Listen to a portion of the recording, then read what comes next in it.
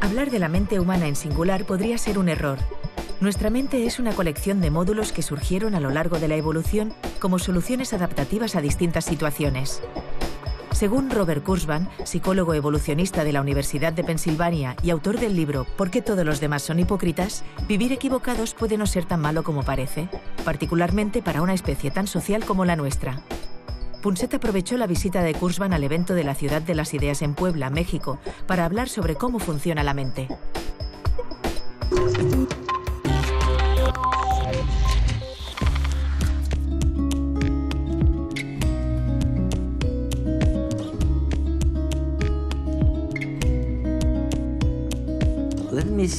Veamos, hay una cosa.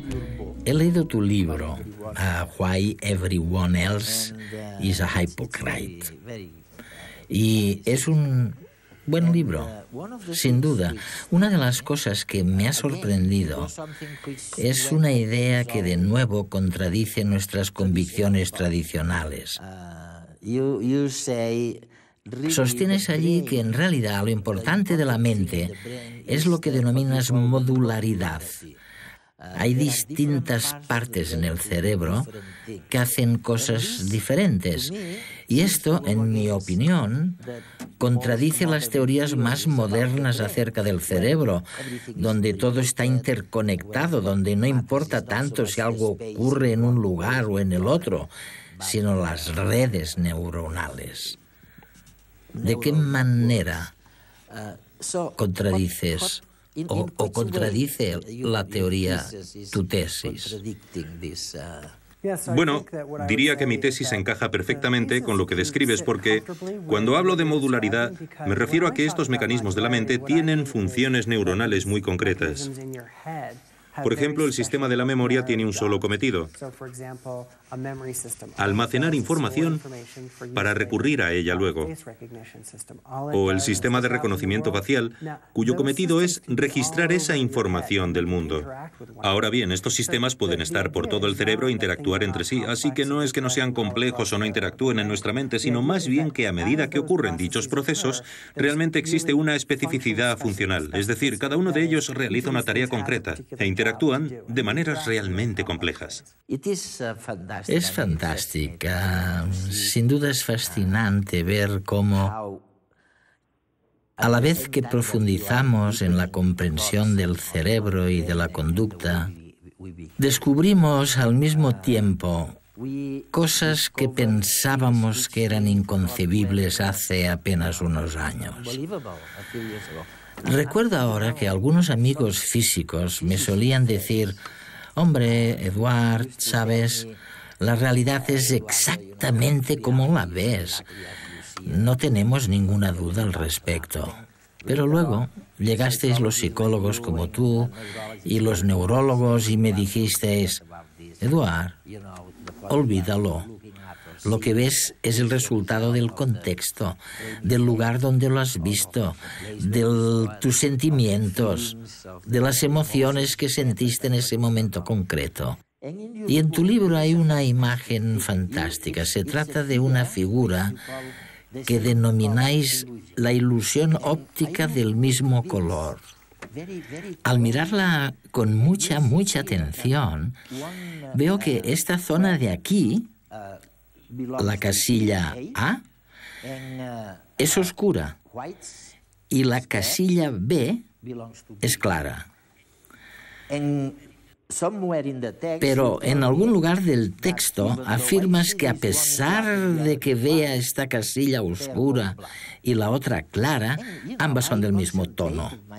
Vaya, por mucho que me concentre al mirar A y B, no logro verlo de ninguna otra forma. ¿Qué hay que hacer para verlo del mismo color? Porque realmente son del mismo color. Lo que yo hago es cubrirlo con un papel y trazar dos agujeros que coincidan con esas casillas. Y entonces cuando se tapa el resto de la imagen se ve que los dos colores son iguales. Pero hay que verlo a través de los agujeros de un papel para evitar ver el resto de la figura. La ilusión del tablero puede parecernos una curiosidad, algo anecdótico que nos sucede a veces, una jugarreta elaborada con artificio por los psicólogos. Esto no va así. No es normal tener en la cabeza dos ideas que choquen, que uno diga blanco y la otra negro. Las dos casillas son de colores distintos. Que no, que son del mismo color. Que no, hombre, ¿qué dices? Que sí, que está demostrado. Anda ya.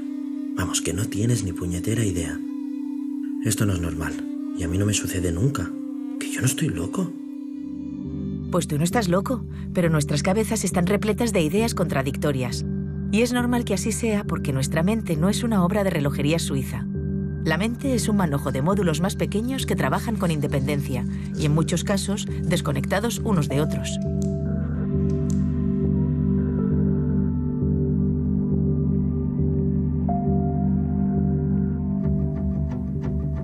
De alguna manera, la mente es como un smartphone que viene de fábrica con aplicaciones diseñadas para cumplir objetivos muy concretos. Buscar pareja, seleccionar amistades, dedicar atención a los hijos, deducir qué pasa en la mente de los demás, identificar a los tramposos que quieren engañarnos, planificar venganzas, buscar alimentos, juzgar moralmente a los demás, establecer alianzas, comunicarse con otras personas. Cada uno de estos módulos funciona con independencia de los demás y muchas veces no se comunican entre ellos. Hay un experimento clásico de la psicología que demuestra cómo los módulos mentales trabajan por separado y sin estar conectados. A un grupo de personas se les pidió que dijeran cuál de estos 4 pares de medias era de mejor calidad. Sí, son 4 pares idénticos, pero estos señores todavía no lo saben. En eso consiste el experimento. Fijaros cuál ha sido el par más elegido. Yo diría que esta, la de la derecha. El último, el que estaba a la derecha de todo. Curioso, ¿no? Pero más curioso todavía es el motivo que dieron las personas para su elección. Porque es como más suave, más elástica. Así a la luz brilla más y por la textura. Por arriba parecen que están más fuertes si tiras de aquí. Los psicólogos no tienen una explicación de por qué la gente elige el par de más a la derecha. Podría ser que sea porque fue el último par que ha visto. Pero eso no es lo importante. Lo importante es que todas estas personas tenían un programita dentro de la cabeza que decía: voy a elegir el de la derecha, el de la derecha, el de la derecha. Sin embargo, los módulos conscientes de la mente, los que tenían que explicar un motivo para la elección, no tenían la más mínima idea de lo que estaba pasando y se inventaban una explicación que no tenía nada que ver con lo que había sucedido en realidad. O sea, 2 módulos que estaban totalmente desconectados uno del otro.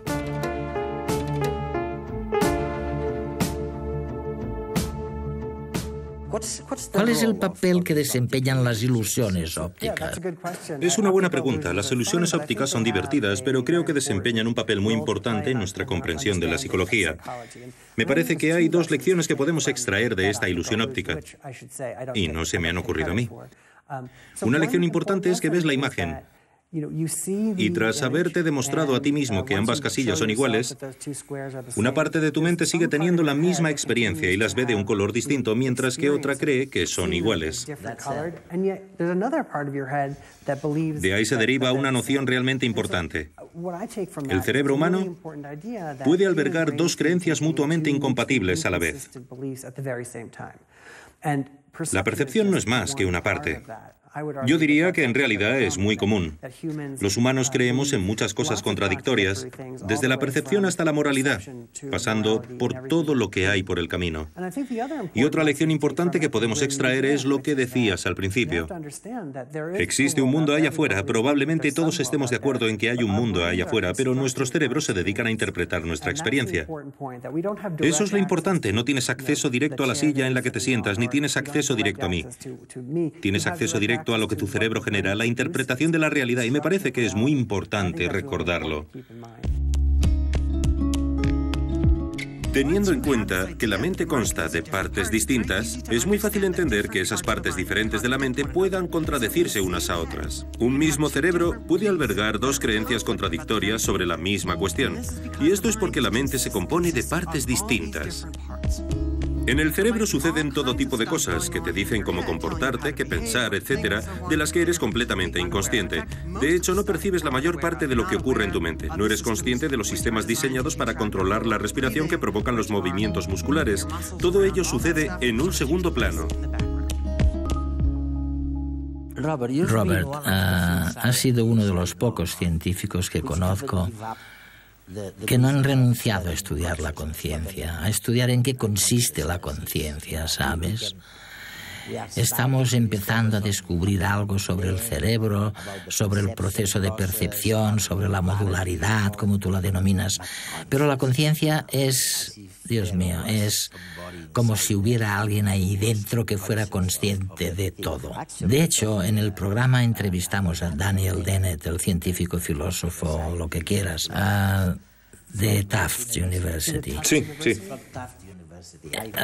Él me dijo una vez, oye Eduardo, la idea de un centro especial en el cerebro es la idea errónea, que con más tenacidad entorpece nuestros intentos de pensar sobre la conciencia.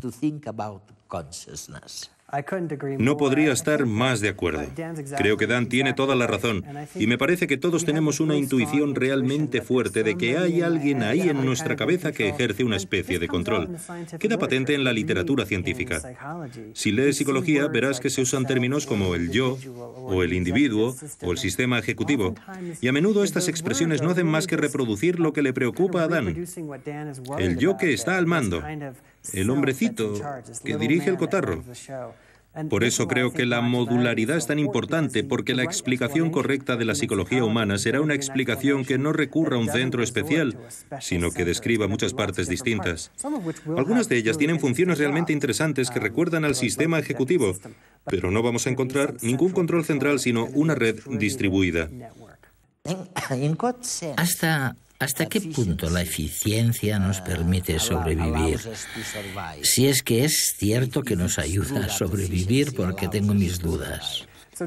La selección natural es un gran proceso competitivo, y si tenemos dos organismos y uno de ellos resuelve un problema con más eficacia que el otro, el organismo que sea más eficiente necesitará menos comida, tendrá más tiempo para buscar una pareja mejor. La eficiencia es un aspecto tremendamente importante de la evolución por selección natural, y por ello las partes de nuestra anatomía, y añadiría de nuestro cerebro, son tan eficientes, porque durante el transcurso de muchas generaciones ha habido una selección para lograr diseños de ingeniería cada vez más eficientes. Eso explica que seamos los organismos asombrosos que somos. No digo que todo sea óptimo. Cualquiera que haya tenido problemas de espalda, de rodilla o de memoria puede corroborar que no se trata de un sistema perfecto, pero es bastante bueno, mejor que la mayoría de los sistemas de ingeniería que podemos construir incluso con la tecnología más moderna. Oye, dime, ¿qué hay del engaño? De nuevo, las personas de la calle como yo pensamos que los seres humanos recurren al engaño. Pero hay quien tiene ideas distintas. Pienso ahora en algunos amigos míos budistas que me dicen que no, que la naturaleza del ser humano es buena, que no tiene nada que ver con el engaño. ¿Dónde estamos en este dilema? Bueno, yo vivo en Filadelfia y me parece que allí lo mejor es suponer que todo el mundo te está engañando. Pero quizá en otros lugares haya más o menos engaño.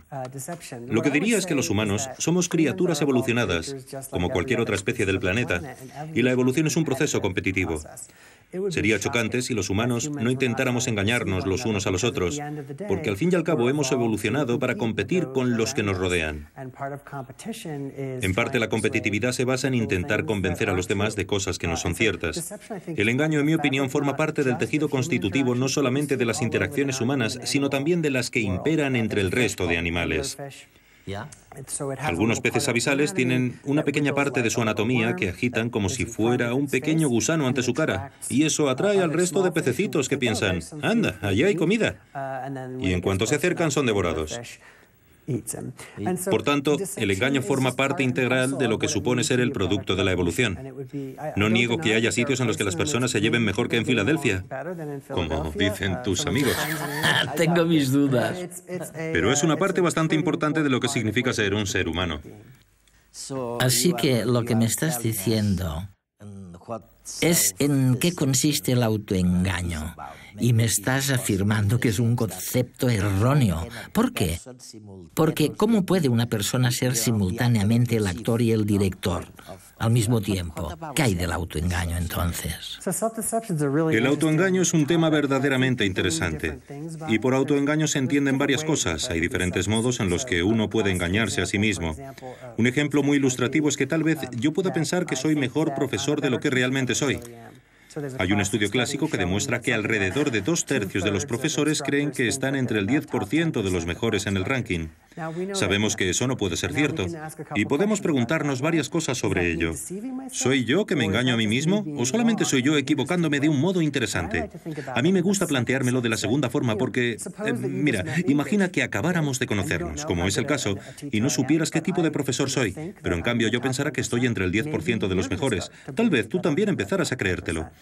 Así que albergar creencias falsas puede ser útil para convencer a los demás sobre algo que queremos que crean de un modo u otro, o puede volverse una ventaja si logro que tú creas algo así. Aunque, por supuesto, yo no te engañaría nunca, no te preocupes. Ya hemos visto que nuestra mente tiene varios módulos y que muchos de ellos no comparten información. Pero, ¿se trata de un defecto de fábrica? ¿Somos imperfectos por naturaleza? Kurzban explica que la evolución nos moldeó de manera tal que funcionamos mejor si algunos módulos de nuestra mente no se enteran de lo que otros módulos están haciendo. Algunos módulos incluso son más eficientes si tienen información equivocada sobre la realidad. Veamos un ejemplo. ¿Quién no sabría reconocer su cara en el espejo o en una foto? Puedes no saber cuál de estas es la bandera de Burkina Faso, pero sí sabría reconocerte entre varias fotos manipuladas digitalmente, ¿verdad? Pan comido, ¿no? Aquí tenemos a varias personas a las que les hemos sacado una foto. Después hemos hecho varias copias de la imagen con alteraciones sutiles, algunas para que nuestras víctimas parezcan más feas y otras más bonitas. Y por último, les hemos pedido que nos digan cuál era la foto sin retoques. Casi nadie acertó. Y curiosamente, todos elegían fotos en las que salían mejorados. Solemos pensar que somos más guapos, o mejores profesores que la media, o que somos los mejores conductores de la carretera. Incluso quienes van al hospital por haber causado un accidente se creen mejores al volante que los demás. La mala noticia es que vivimos equivocados sobre nosotros mismos. No somos tan guapos ni conducimos tan bien como creíamos. La buena noticia es que estar equivocados es bueno para nosotros, o para nuestros genes. Kurzban lo llama errores estratégicos. En un entorno donde las relaciones sociales son fundamentales para la supervivencia, como en el caso de nuestra especie, tener una imagen sobrevaluada de nosotros mismos nos ayuda a conseguir mejores parejas, alianzas más firmes y amistades más generosas. Todo esto son ventajas que nos ayudan a tener más descendencia. Por ello, la evolución ha seleccionado a quienes cometían estos errores estratégicos y eliminaba a quienes tenían una visión más correcta de la realidad.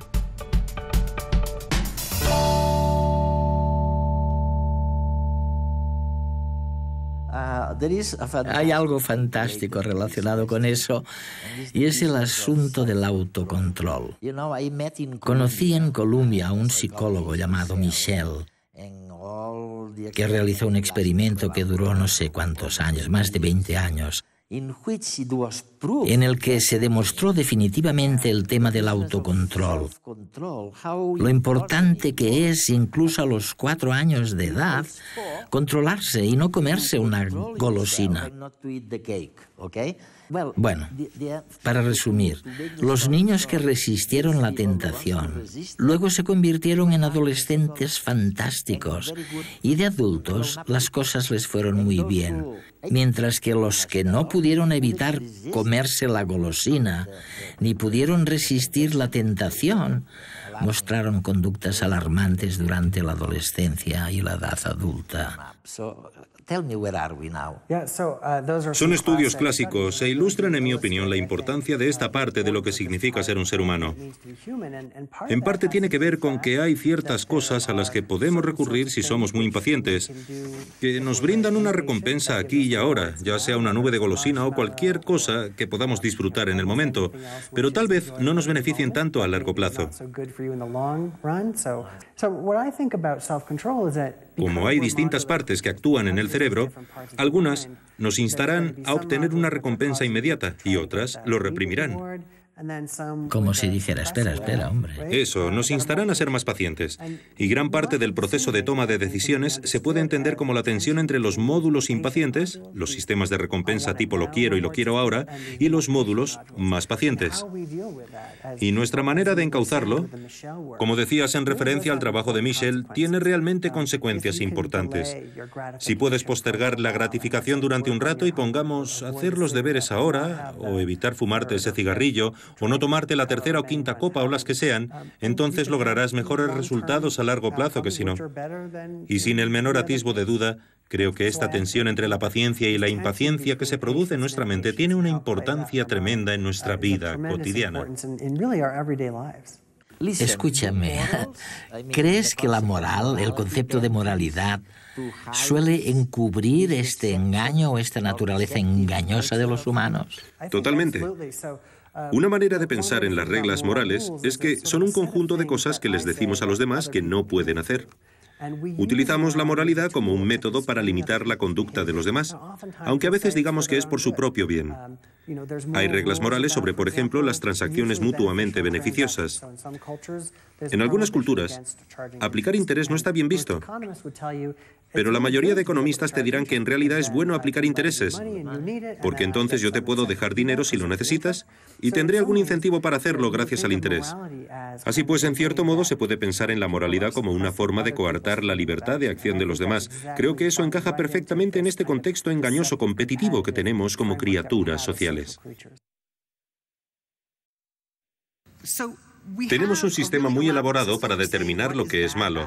Se trata del sistema de juicio moral, pero lo verdaderamente importante es que también hay muchos otros sistemas en el cerebro que guían el comportamiento.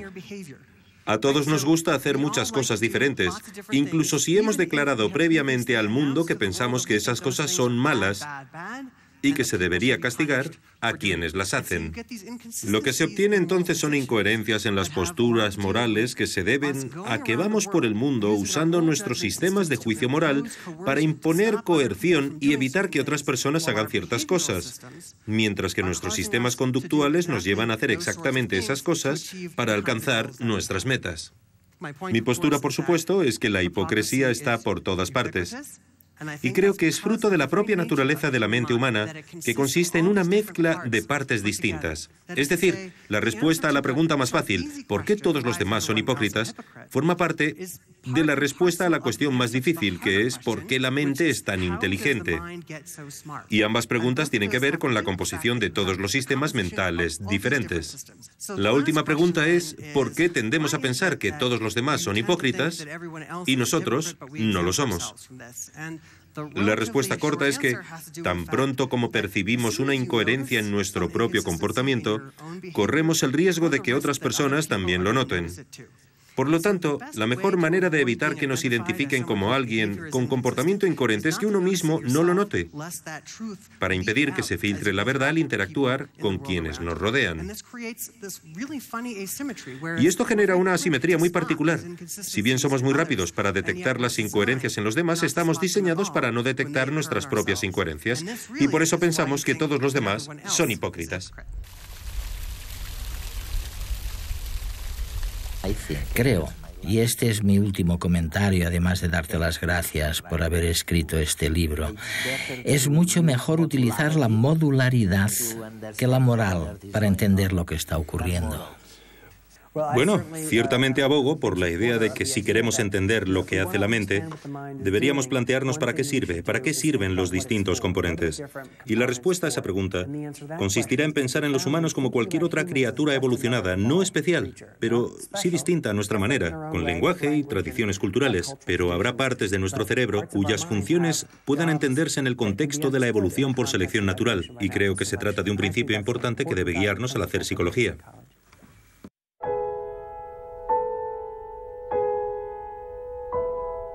A la hora de comunicarse, las bacterias parecen tenerlo más fácil que nosotros.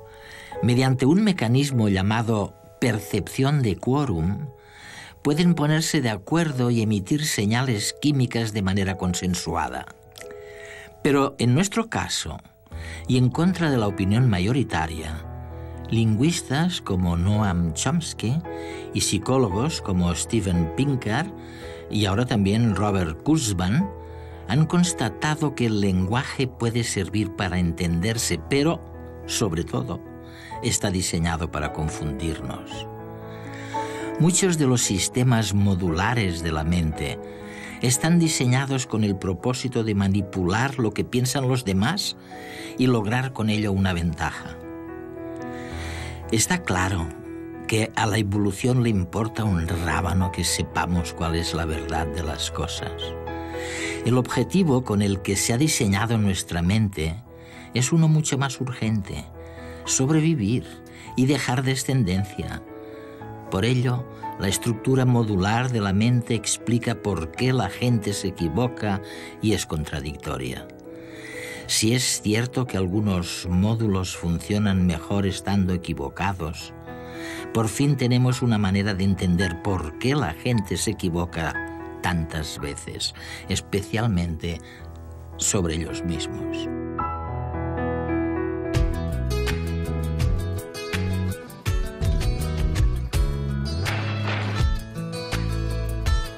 ¿Qué es la vida para ti?